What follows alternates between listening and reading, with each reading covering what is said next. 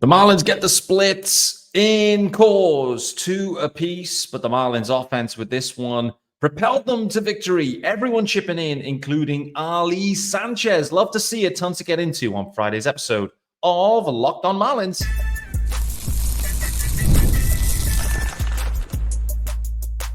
You are Locked On Marlins, your daily podcast on the Miami Marlins. Part of the Locked On Podcast Network, your team every day.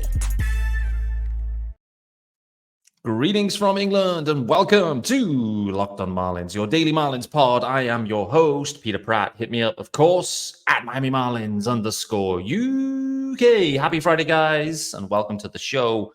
This is your team every day. That's part of the Locked On Podcast Network. Reminder, there's also a YouTube channel. Hit subscribe over on the YouTube channel. Join me in the comments. Let me know your thoughts. Firstly, on Rodri Munoz, option to AAA. Felt like the right timing. Who's going to take his spot? There's an open spot. Let me know your thoughts on who could potentially come up and slot in there into the rotation. Rodri, I think it was time to give him a blow, let's say. That might be the end of his season as well. So let me know your thoughts on that. Also want to know who else will be joining this roster on the 1st of September. Do you remember? Let me know your thoughts. The rosters expand 2 extra spots. Likely one of those will be a stick. Deyvison de los Santos going bananas yesterday in AAA. Agustin Ramirez on the 40-man and still hitting. A few other guys that are, I guess, in consideration. So let me know your thoughts on that one. Before we get into this episode, it's time to let you know that it's sponsored by our good friends over at PrizePicks, and it's the easiest and most exciting way to play daily fantasy sports. Go to PrizePicks.com/LockedOnMLB and use the code, all lowercase, LockedOnMLB for a first deposit match up to $100. So the Marlins and the Rockies entertain us. It was an entertaining duel yesterday evening. Apologies, there was no episode yesterday for those, the everydayers. I apologize to you guys. I had a tennis match. It was a friendly, just to let you know. It was a friendly match with one of the best players in my club. I am absolutely not in this at this level, but we play pretty regularly. But nevertheless, we went for a 5-set extravaganza. Not your typical 5-set extravaganza, however.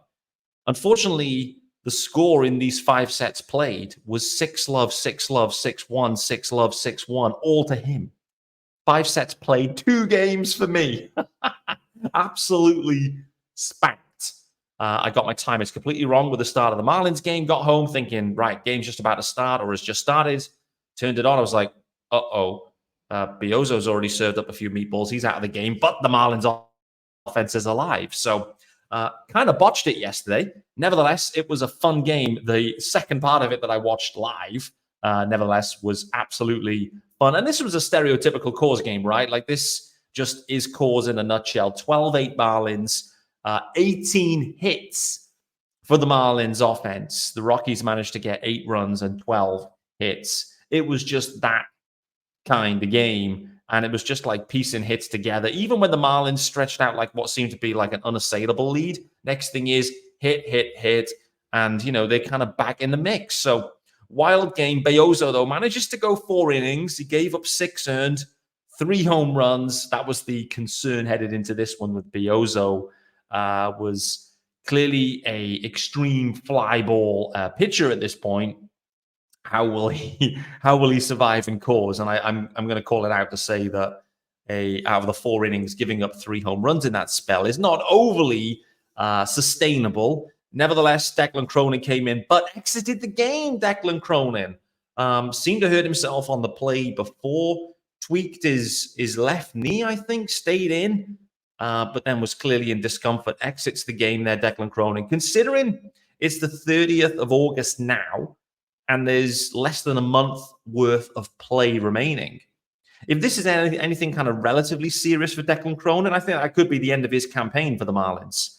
And if it is, he ends up with a 4.65 ERA. He's been there through it all this year for the Marlins, Declan Cronin. He was out there on like the first week. No one was really overly hyped about Declan Cronin, but he came in extras and pitched multiple extra innings, scoreless innings, I think 2 on the spin, and then I think went back out for the third and maybe did eventually give up a run, which, 3 extra innings worth of work and maybe 1 run given up was sensational. He kind of burst onto the scene, Declan Cronin. So if that is to be the end of his campaign, a truly, he'll be one of the names that I'll remember for the 2024 campaign. When I think back, like in a couple of years' time, I'm sat there in my armchair, just kind of reflecting on 24, reflecting on what it was. Probably in a few years' time, like the Marlins are riding the highs, and we all look back and you go, "Hey, do you remember that crazy year in 2024 when they started like 0-50? They used about 75 players and they were putrid. Do you remember that? Yeah, do you remember Declan Cronin? He had the ladies moaning. I think that's how we'll always remember it." But if that is Cronin's, and there's a good chance it could be. I haven't seen any further reports on the severity. I hope it isn't. But I think any tweak, any niggle, anything major, I think again, it's probably like shutdown season at this point. So yeah, Cronin exits, but then Tinoco continues to contribute here. 2 1/3 from Tinoco, giving up 2 hits in that period, 3 Ks, and then Calvin Fauché doing his thing, an innings worth of work, 1 walk, but 1 K for Fauché. So plenty of action in the bullpen. It was necessary, but offensively, 18 hits combined. Let's just go through these numbers here. These are the guys that had 3 hit days. We have Kyle Stowers, 3 hit day. We got Derek Hill, 3 hit day. Otto Lopez, 3 hit day. Ali Sanchez, 3 hit day. I was sitting back and I was reflecting on this as I'm watching this going on. I'm thinking, this is fun. Firstly, obviously, this is fun. It didn't feel like the game was over, by the way, even when the Marlins were up like, 9-4 or whatever. And you're thinking, this still probably isn't done. But it is fun. And I was just kind of reflecting and thinking, how can we recreate a degree of cause in like Lone Depot? I don't know. Let me know your thoughts, whether you're like an offensive guy, whether like that type of game is something you enjoy, where it's like a lot of hits, a lot of action, a lot of like back and forth, or if you're a bit more into like, the stereotypical kind of like 2-0, 3-1s, 1-0, whatever it might be, like the low scoring pitching duels and whatever that we tend to get a little bit more of in Miami, I guess. There's been a lot of talk, I think, about Lone Depot and, whether it's a hitter-friendly park, a pitcher. It clearly isn't a hitter-friendly park, but, whether it's a little bit too one-sided. It obviously did adjust a little bit of, the fences a few years back. And I do kind of wonder if maybe they could do a touch more. The reality is, and there's a lot of like skepticism around this topic area, is like, do you want to suppress the offensive numbers generally? So you don't have to pay the guys for like a club that has a budget issue. Are you constantly trying to suppress your offensive numbers to keep the cost down? I don't know. I don't know. But overall, I think, cause is clearly like one in its own. But I do wonder whether like Lone Depot, if they could still go like a tick further in terms of like, getting a bit more value out of your hits, maybe. But for a team that's built on this pitcher, maybe, that's not what they're after. And it does kind of make sense. You want to, if you have a strength, then you kind of build your organization to that strength and you play around it. But unfortunately for a lot of Marlins guys, the vets in particular, probably because it's the quality of the vets that they're actually acquiring, i.e. they're washed and they're basically, Miami is the last stop available, right? Like if you're a vet, why would you come to Miami? Pretty much. It's pretty sad to say that out loud, but I think that's the reality is, like, why would you come to Miami as an offensive vet signing a deal, like a 1-year deal, 2-year deal, no atmosphere, no fans, going to be traded at any point, and frankly, your numbers are going to be suppressed. It's not going to help your career in any way. So, I think it's, again, another interesting wrinkle, another interesting topic that I hadn't really kind of thought about ahead of this episode. But, as always, these episodes, they live and breathe as the thoughts pop into my mind. Let's hit the ad. Then let's kind of dig into a few of the performances from yesterday. I also want to talk about the potential openings, I guess, as we head into September. I'm just wondering whether there's room from a Marlins perspective here. I think there's clearly room for Agustin Ramirez, but I'm just wondering if there's room the Marlins could create at this point in September, at this juncture specifically, to get Deyvison, De Los Santos in the mix as well. So before we do that, let's let you know about our good friends over at Liquid IV. And guys, when you're taking in America's pastime, don't forget to hydrate with Liquid IV's popsicle firecracker flavor, a surefire summer hit. You can get hydrated with electrolytes, essential vitamins, and clinically tested nutrients from the #1 powdered hydration brand in America. Because baseball and summer go together like Liquid IV and indulgent hydration. Make sure you get over to the website and you can find every single one of their flavors, including lemon lime and also my favorite, my personal favorite, pina colada. And you can blast off, of course, with the iconic summer flavor of popsicle firecracker. It's a festive blend of citrus-fueled lemon lime, tart cherry, and raspberry flavors. So no more thirsty summers when you indulge in hydration with Liquid IV. Get 20% off your first order of Liquid IV when you go to liquidiv.com and use the code MLB at checkout. That's 20% off your first order when you shop Better Hydration today using promo code MLB at liquidiv.com. Welcome back to Locked On Marlins, guys. It's Friday. Happy Friday. Friday, the 30th of August. The Marlins are in San Francisco right now, continuing on this road trip after a fun and, in many ways, a good result in Colorado. Split series. In some ways, a good result would be 0-4, but I don't think that's overly necessary. I think this was a good series. The result was a good one. No ground won, no ground lost in the hunt for the #1 pick. Obviously, there is a lottery, so there's no guarantees either way. But a fun one. The offense, there were some fun offensive stories. Obviously, I think when we reflect on this series in general, like a lot of your mind will go to Griffin Conine. The interesting thing with Griffin Conine here, obviously yesterday wasn't his day. It was an 0-for-5 day with 2 Ks, 3 ground outs to second base as well. But for Griffin Conine in particular, just seeing the Marlins go with him back-to-back starts. So he came and had his pinch hit appearance in the first game, then kind of introduced himself big time in game 2, and then he ended up starting the rest of the other 2 as well. So Griffin Conine getting a real decent look, through that series, which I thought was interesting, but does kind of make sense. And like I mentioned, against those righties, like they have the option to go like Stowers and Conine and Jesus Sanchez, and they obviously kind of slid Derek Hill in there yesterday as well, and that was the right call. Derek Hill, boy, oh boy, a multi-home run day for Derek Hill yesterday. 3 RBIs on the day. That didn't lead the team, though, yesterday, by the way. The leader was Kyle Stowers in terms of RBIs with 4 RBIs. We'll talk about Stowers in a sec, but I just want to talk about Derek Hill, though, briefly, because, he's obviously bounced around a little bit. When I look at his numbers for August, you just go and look at like what he's done in totality. 4 home runs in the month of August, 17 RBIs, a single walk, by the way. So 1 walk to 27 Ks. The ratios are a little bit concerning there. But overall, an OPS of 691 in August. It's serviceable. It's fun seeing those results yesterday, and those home runs, particularly like the second one, was destroyed.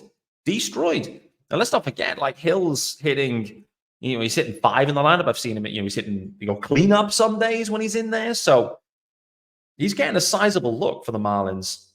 I do wonder what as we kind of wind into September, I do wonder what role, if any, Christian Pache and David Helmsley are going to play. I think, with Conine up, Jesus Sanchez, obviously Stowers, Hill, they seem to be the primary 4 at this point. I'm not sure what's left then for Pache and Hensley. And equally, when they've got maybe a couple of other roster decisions to make, I think, there's going to be some areas to look at. We'll come into that in a sec. But overall for Hill, a multi-home run day. These waiver claim guys, they're fun. They fire up now and again, and it is fun. Speaking of another waiver claim guy, did want to talk about Otto Lopez because he's had a bit of an up and down campaign for the Marlins. Obviously being super effective at second base. They kind of tried him a little bit at shortstop the other day, which I thought was interesting. But for Otto Lopez, the stick was like fully alive at that like early stage moment. He was hitting home runs everywhere. And we're like, man, Bendix has done it. Like he's absolutely nailed it. And that clearly wasn't sustainable. He's cooled off since then, and he was slumping pretty heavily for quite a sustained period. But again, for Otto Lopez, you go and look at what he's done through August. And through August in total, he's hit over 300. That, for me, caught me off guard. I didn't realize Otto Lopez through the month of August was hitting anywhere near 300, OPSing at 764.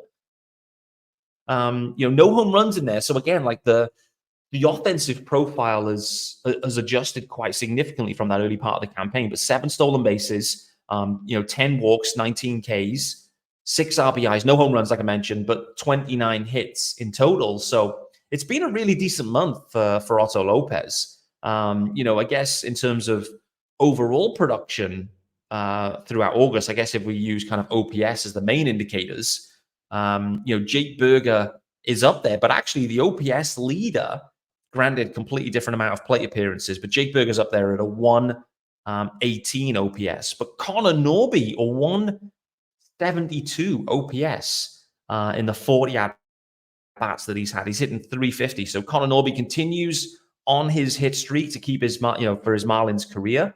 Jake Burger, though, has had a stunning August with that OPS over 1,000. 10 home runs in August, only 17 RBIs. So the guys aren't getting on base a ton in advance of Burger. But boy, oh boy, he has been absolutely scorching. I did see Eli Sussman writing an article about Jake Burger, just saying that he's like right on the cusp of, Super 2 eligibility, so to speak. So I think it kind of is going to boil down to how many games he plays between now and the end of the campaign. But I think probably, if he plays every day, for example, then he will be Super 2 eligible and will move into arbitration earlier. If not, then, he'll be on the league minimum for next year. So, interesting. I guess another interesting kind of wrinkle for the Marlins. We've seen what they do in terms of cost controlling. And I guess, the season's cooked. They're looking at other guys. It's easy to give guys days off. I do, that kind of situation, depending on how it plays, I do wonder how much that kind of plays into the player's mind too. If the Marlins, start resting Burger in a way that they haven't yet, as a way to effectively save $1 million from Burger. Like, how is Jake Burger? I mean, if that was you and your employer started to manufacture your playing time, your employer manufactured whatever it might be, so you didn't get a pay rise, how would you feel about it? Like, I'd be mentally like furious with my employer for that situation. And I think these are the kind of like small wrinkles that could bother you in baseball. I mean, I'm speaking out loud. I don't know that the Marlins are going to do this, but knowing the way that they operate and have operated, and knowing that opportunity exists for them, that there's a clear incentive now to maybe shrink a little bit of, playing time, et cetera, for Burger, maybe. I don't know. We'll see. We'll see what happens. But, it's another kind of interesting wrinkle here as we head into September. Speaking of that, I do want to talk about, the opportunities for who can come up. There's a few names buzzing around. Not just both on the offensive side, but on the pitching side as well. So let's get into that. But before we do that, let's let you know about our good friends over at PrizePicks. Yes, sir. And we'll get the graphics pumped. Never find the PrizePicks one. There it is. There we go. So, guys, PrizePicks, it is America's #1 daily fantasy sports app, and it has over 5 million active members. PrizePicks is the easiest and most exciting way to play daily fantasy sports. Unlike other apps, on PrizePicks, it's you against the numbers. All you do is pick more or less on 2 to 6 player stat projections and watch the winnings roll in, baby. And you can get in on the daily action with your friends and become part of the PrizePicks community today. And you can also win up to 100 times your money today on PrizePicks with as little as 4 correct picks. You can turn $10 into 1,000. But you can sign up today and get $50 instantly when you play $5. You don't even need to win to receive the $50 bonus. It's guaranteed. Boy, oh boy, what an offer.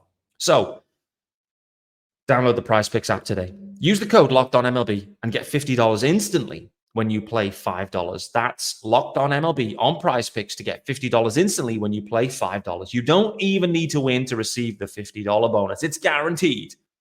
PrizePicks. Run your game. Welcome back to Locked On Marlins, guys. With me, Peter Pratt. Happy Friday, of course. We've talked a lot about the guys that have performed, particularly in the last game anyway. Derek Hill, multi-home run game. Kyle Stowers, just briefly, just to kind of finish up on him specifically. Impressive performance, impressive run for Kyle Stowers. Absolutely, since Connor Norby has been up, Stowers has come alive. Through my eyes, I mean, you're watching the at-bats. I'm watching them yesterday. This is a completely different Kyle Stowers than what we saw in the first week or so with the Marlins. It was so erratic those first week and a bit. Clearly new surroundings, trying to do too much, like a bit too amped, a bit too juiced. It's all good. But man, oh man, Kyle Stowers, if like you can start to get this, type of production out of Stowers ongoing, then, this is clearly like super encouraging.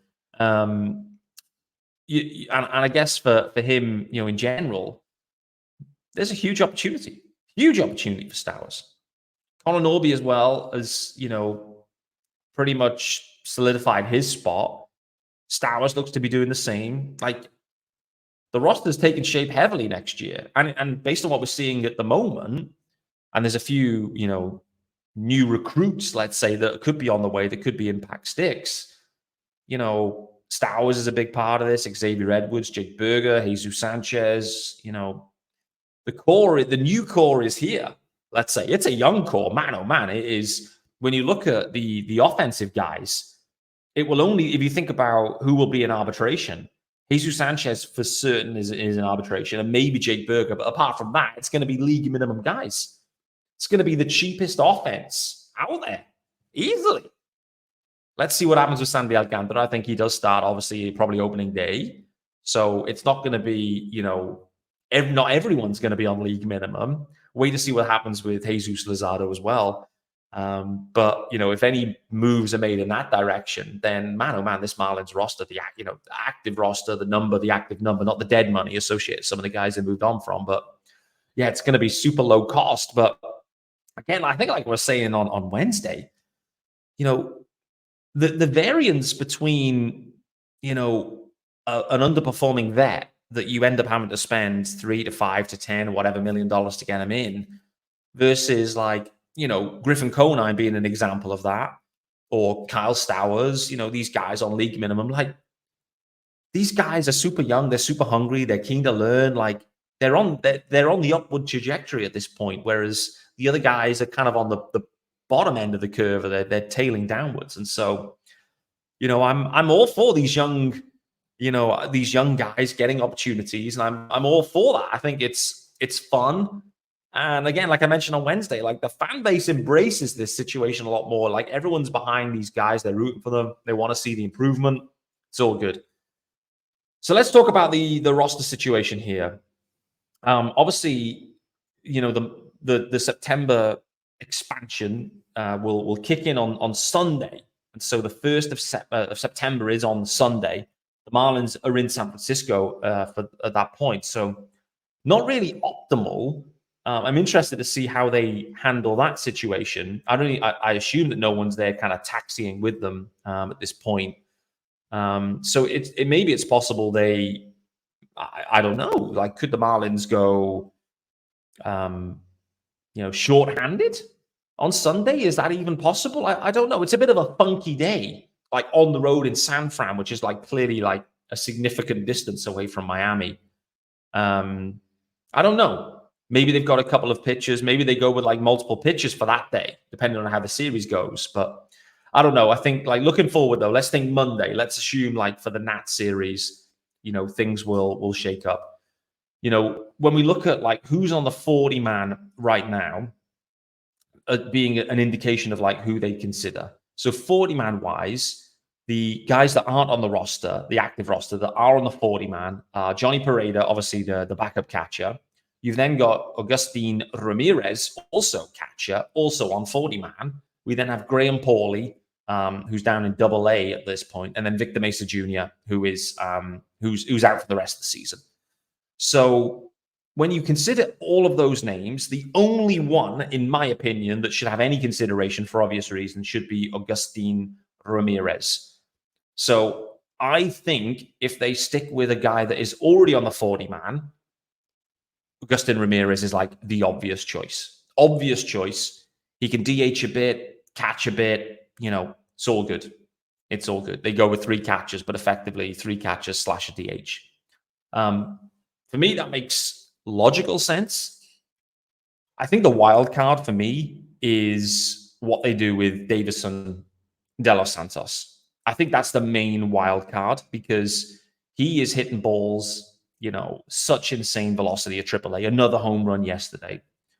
And, considering where the Marlins are at first base, they've obviously been given basically a split between Jonah Bride and Jake Berger really at first base. And so, maybe it's a touch crowded at this point. So maybe they leave De Los Santos down at AAA. We have the other factor that's coming into play very soon, and that Xavier Edwards, in theory, will be able to come off the IL. And so, again, they'll need to think about how they can get him back, onto the roster. Considering the number of outfielders they've currently got, on the roster, it's, significant number. I've already mentioned that Stowers, Jesus Sanchez, Conine, and Hill appear to be the main 4 in the mix. You've then got Pache and Hensley that are kind of playing bit part roles at this point. When you consider then the infield situation, really it's down to Bride, Brujan, Berger, Otto Lopez, and Connor Norby. So, I think they're a little bit heavily weighted to the outfields. I think when Xavier Edwards comes back, I think most likely, Hensley / Pache are removed from the roster to get Xavier on. But the question is do they also look to, find a way to add De Los Santos, not only to the 40-man. I think the 40-man could be achieved quite easily. There's a few options there. They could 60-day IL Victor Mesa Jr. His campaign is over, so that could be easy. Transfer him to the 60-day IL if they wanted to. The other one could be to DFA Johnny Pereda. It's another obvious opportunity. The fact is that the Marlins would have Fortes, Ramirez, and Ali Sanchez on the active roster, 3 catchers. There's no real need for 4. And so you could easily move on from Johnny Pereda as well.